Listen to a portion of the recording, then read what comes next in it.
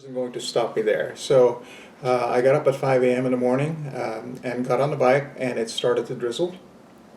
And I had an open face helmet, and I did have goggles, but it did hurt a bit. So I turned around, went back home, and made a bib out of a milk carton. Because by golly, I'm going to go to Bakersfield. I'm going to make this race no matter what. Milk carton visor, yeah. Right. Oh my. So we did make it to Bakersfield. The grapevine at the time, which is not as wide, it's not the freeway that it is today. The grapevine was pretty steep. The bike struggled over the top, frankly, and then it went down on the other side. But we did make it to Bakersfield. It took about 3 hours. You said we. Was there someone Just with me you? and the bike. Okay, Yes. just you and the bike. Just Okay. the bike and me. All right. And Bakersfield was everything that it had been advertised to be. You know, Garlitz, Prudhomme, Ivo, all the big guns were there. And if I remember right, I think it was Marvin Schwartz who won it that year. So one of the Garlitz cars, maybe it was Connie Swingle. Well, 65? the winner of 65, it was Garlitz. Was it Garlitz? And Garlitz was racing his other black car. It was Marvin Schwartz in another you go. Garlitz car. So it looked like two cars side by side that looked exactly the same. Yes. And Garlitz was the ultimate winner. Right. Got it. Okay, so that was my introduction to Bakersfield, but I still had to make it home. And, you know, the little 125, cranked it back up and headed back south. And we got to the top of the grapevine at, I think, Gorman, and it finally said, that's enough. And it conked out. No. It stopped running. I pushed it to a gas station, which is still there. It was a Texaco then. I think today it's a Shell. And trying to figure out how do I get home. But drag racers are such a cool bunch. You know, this pickup drove up, and he was pulling a trailer, and it had an altered on the back, some sort of deep bucket altered, you know. And so I went up to the driver and I said, hey, mister, you going to Orange County? And he goes, no, kid, San Diego. Well, Orange County's on the way. Can you give me a ride? Yeah, okay, hop in. So this guy pulling an altered took me, he actually did drive me all the way home. And so Did you have the bike with you too? No, the bike, I had to leave the bike behind. The bike had to stay by It's still at the gas man. station. Oh no. So of course Dad was not happy. Where's the motorcycle? It's still up there, Dad. So he loaned me his car, a 53 Chevy, the next day to go get it. And the 125 came home on its side in the trunk of a 53 Chevy, which is probably not the first time that a motorcycle has been brought home that way. But it introduced me to Bakersfield. You know, and I was determined the next year to go again. Except this time, I had a friend, my best friend, Ron Gustafson, who had a 57 Chevy. And so I conned him into going, and I would split the gas with him. And I'd heard at this point this was 104 top fuel cars, 2 days of eliminations, 64 dragsters, and just had to go see it. So Ron and I had planned to just go up on Saturday and catch the race and see what it was all about. And frankly, we went to see Garlitz. We went to see Don Prudhomme, Right. Because he was still, you know, we were his biggest fans. And we were roaming the pits, and my dad had loaned me a camera, an old Nikon, and we were taking pictures of Ron and I standing in front of the cars. Yes. You know. Please bring that up, yeah, and show me what you have. This is Ron with the black shirt. With the black shirt on, okay. With the red shirt, I'm sorry. Okay, yeah. Standing in front of the Ivo car. Yes. Okay. And then, of course, we had to get Prudhomme in there. Yes. And this is Ron posing behind the Prudhomme car, and that's Don standing there walking away. Yeah.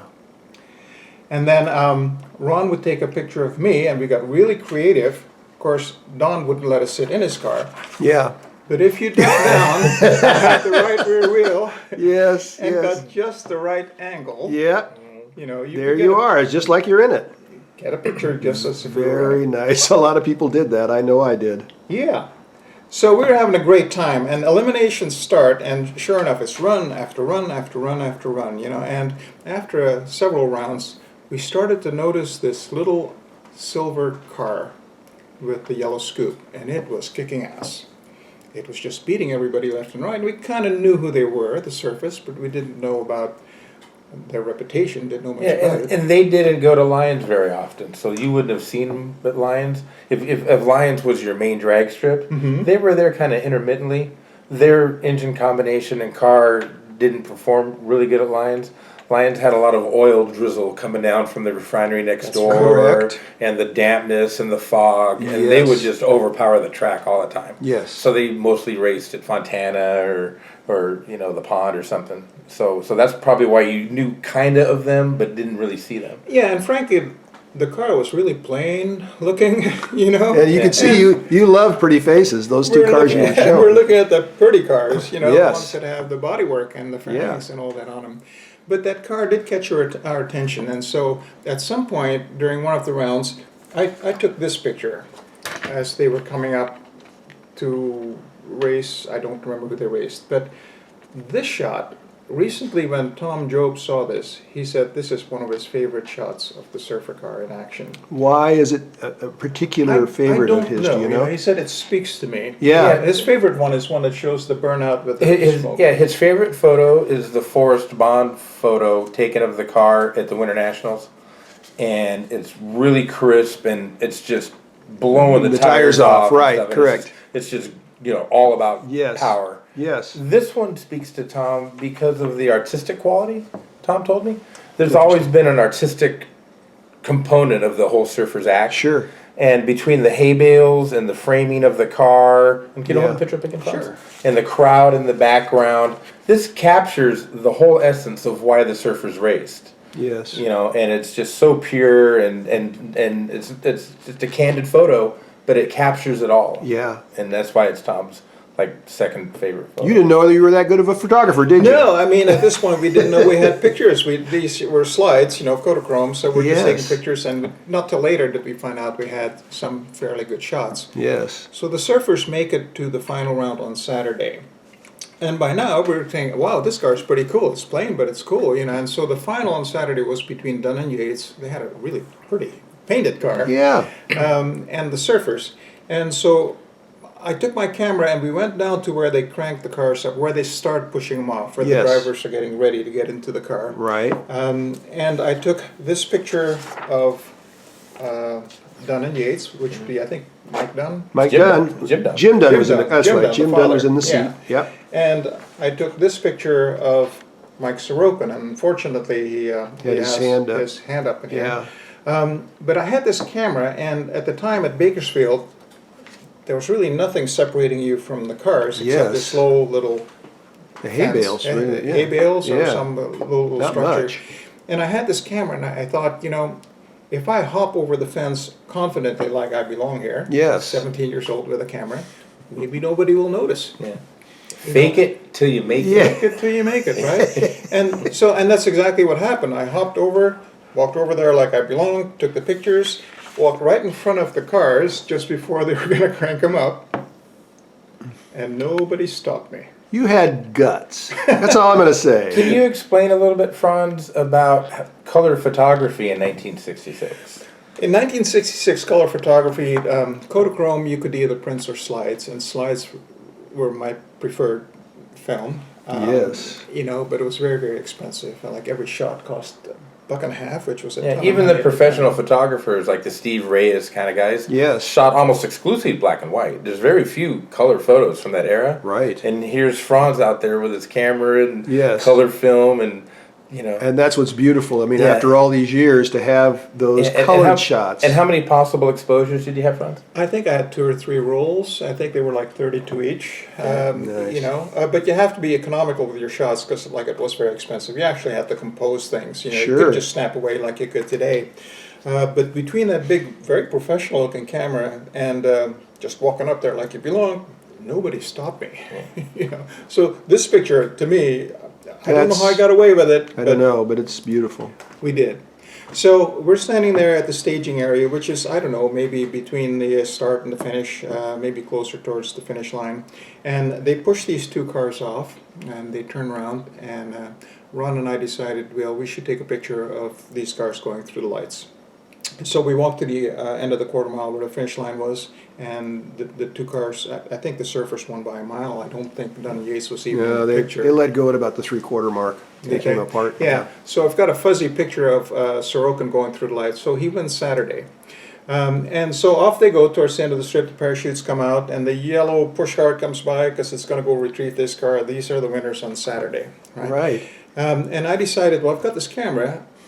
I've got these pictures here. I should go to the starting line, and when they come back, and when they get their trophy, I'll go take some pictures of that as well.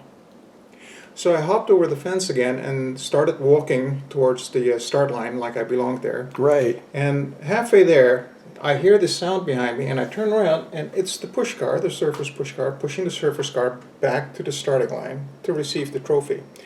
And I see them coming up on me, and they're catching me, so I start running because I want to get the shot. Right. So as I'm running, the surface car pulls up alongside of me, slows down, and somebody in the window, I don't know if it was Skinner or Joe, rolls down the window and he hollers at me, "Hey, Slim, hop on the fender." One of them's running along, and Skinner says, "Hey," I think he called him Slim. He says, "Hey, Slim, hop on the front Really? fender." How cool. And Now, I'm a 17-year-old spectator with a camera. Yeah. And What are the chances? what are the What chances, are the chances? right? And, you know, this sits in my memory banks, and as the years went by, I started wondering, did that really happen? Because it just seemed so unreal, so fantastic. Right, It just right. couldn't possibly have happened. Yeah. But it was still there, you know. And then some 3 decades later, I started going through my slides and pictures, and I found this shot. Taken from the fender of the 55. So it did happen. And on the slide, written in ink, it says, "Taken from the fender of the surface push car." Wow. Yeah, right. You know, all this is like, it's like grape juice when we take the pictures, but after many years, it becomes fine wine. Yeah. Yes. And you took some vintage, wonderful fine wine shots. Thank you for Well, doing that. you know, and of course, at this point, now, we are total fans of the Surfers. Ron and I mean, we are Yeah, huge sure. fans, Don, right? Don who? Yes. Yeah, and Sorry. Right. No, it's all right, man. You're doing Nick, I fine. didn't Don't mean worry. anything I by know. It's all right. so Ron says to me, he got left behind. I said, "Where were you?" I said, "You're not going to believe this, man. I caught a ride on that push car." He said, "No, you didn't." I said, "No, honest, he gave me a ride all the way to, you know." So, you know, to the sound of people applauding and hooting and hollering, I'm riding this fender, and it sounded like it was for me, but it had nothing to do with it. You know? Right. To me, it was one of the most generous things anyone has ever done for me, you know, and it was either Skinner or Job who offered the invitation. So now, and when we got to the starting line, I hopped off because I'm backing away from this. I'm not really part of the show, you know, and just let them go do their thing. And so Ron and I were talking as we had to go home Saturday. We had only planned one day, but now we're such big fans, so we thought we ought to stick around and watch the race tomorrow to see if the Surfers, our new favorites, can win the Sunday event as well. We didn't have much money, you know, and so we drove into Bakersfield, pulled our money together, and trying to find a motel where we could find a cheap place to stay. Everything was closed up. People had reservations, and then finally, in the end, in the really shady part of town, we find a hotel that had one room left over. But we were so tired, we plunked down our money, and we got the room, and it was all the way in the back. It had only one double bed. Now, is there anything creepier than having to spend the night with your best 17-year-old friend in the same bed? Yeah. Oh, yeah. But we didn't care. We were in Bakersfield. My friends and I would do that when we would go motorcycle riding. Yeah. And you call it nose to toes. Nose Yes. to toes. Yeah. Nose to toes. Nose to toes, Yeah. was, in our case, back to back. Right? Yeah. Oh, absolutely. But we were just thrilled because at least we found a room. You know, we're Yeah. trying to figure out why is this room so cheap. You know, and we were exhausted. We immediately fell asleep. Well, about 3 o'clock in the morning, I hear this little noise in the distance, and it sounded metallic and kind of banging and crashing and screeching. You know, it just sounded weird, suspicious, and then it got louder. You know, and louder and really, really loud to where the room started shaking. And there was these closet doors, and they started doing this. And you know, by now I'm wide awake. Ron, wake up! You know, Ron was asleep. I couldn't wake him up. And finally, he gets up. He goes, "What?" I told him, "Ron, I think I know why this room is so cheap." He goes, "What?" "There's a freight train in the closet." Yes, right there. Yeah. That's right Right. there. Sure. It wasn't in the closet, but outside the window over here. Right 15 there. feet away was a railroad track, and this was the 3 o'clock action Yeah. from Topeka Santa Fe coming through. Wow. So we made it through the night. Okay, Sunday we're back at the track, and by now